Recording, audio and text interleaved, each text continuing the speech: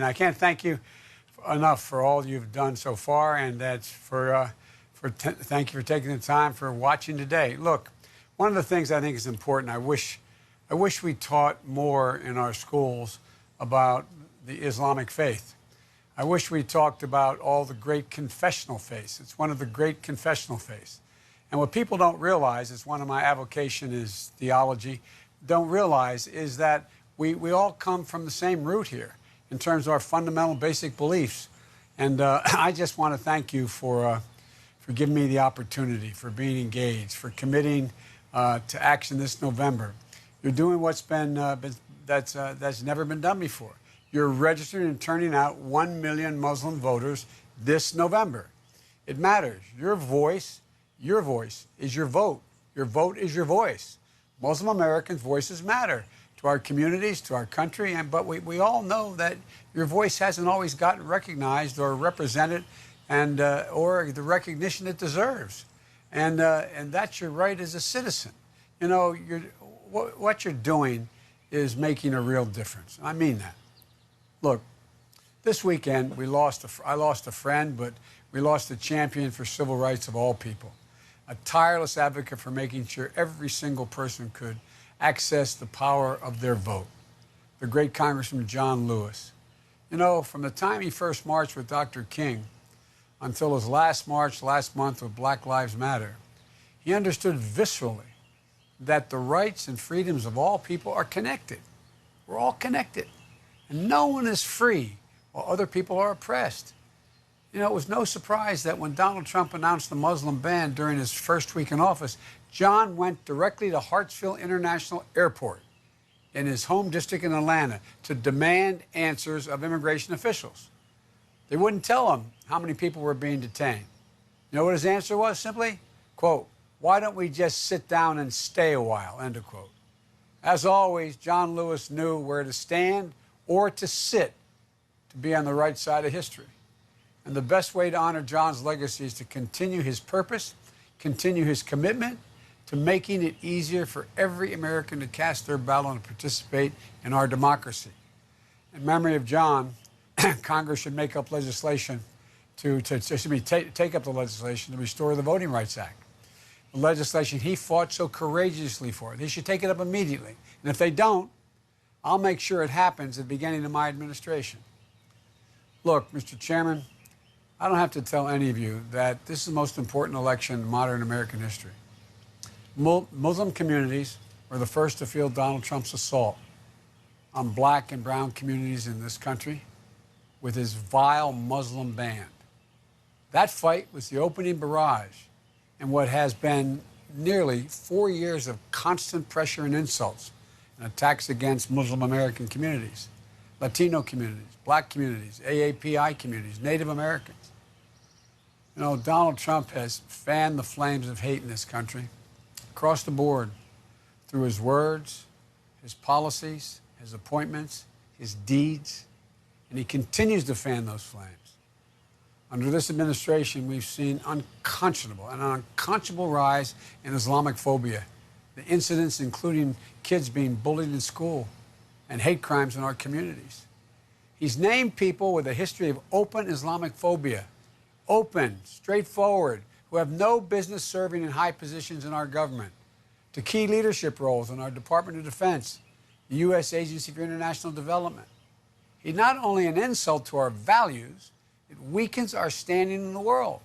What message does this send to the rest of the world? We have led the world not just by the example of our power, but the power of our example. And he's making a mockery of what we stand for. But we can do something about it. And I'm here today to ask you to join me in a fight to rip this poison from our government root and stem, or as the famous case said, root and branch, starting by making Donald Trump a one-term president this November. But I'm not just asking for your support because the alternative is unthinkable. I want to earn your vote, not just because he's not worthy of being president.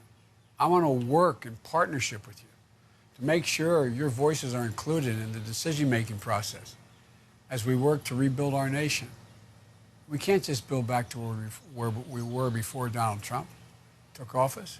We have to build back better. Right now, we're facing a trio of urgent crises in this nation.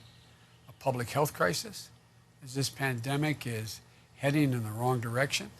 An economic crisis, with millions of Americans out of work and small businesses struggling to survive. And a racial justice crisis, a long overdue national reckoning about the way our country has treated blacks, browns, Native Americans, and I know Muslim Americans feel that too, especially black Muslims. You know, these come on top of a looming climate crisis, deep-seated economic inequities that have too long divided this country, rewarding those at the very top while working class folks have to work harder and harder just to stay where they are. You know, there's not a single one of these issues where Muslim Americans don't have a critical stake in our ability to deliver solutions and real results. There's not one of these issues where Muslim Americans aren't essential to our success. From Muslim medical professionals to frontline workers who are fighting around the clock to beat back this virus, risking their own health in the process. To the Muslim small business owners who are the pillars of their community, but have worried about how to keep their doors open. The Muslim CEOs who are keeping people on the job and keeping our country running, like Pioneer Service outside of Chicago, which retooled during COVID-19 from making auto parts to manufacturing ventilators. And to the Muslims who have suffered abuse and discrimination or worse because of their faith, the color of their skin, and those working to advance social justice every single day. To all those Muslims who have served in the United States military, who have committed to do so and continue to do so today. I'll be a president who recognizes and honors your contributions. And these contributions go back, by the way, to our founding. I'll be a president who seeks out and listens to and incorporates the ideas and concerns of Muslim Americans on everyday issues that matter most to our communities. That will include having Muslim American voices as part of my administration. If I have the honor of being president, I will end the Muslim ban on day one. Day one.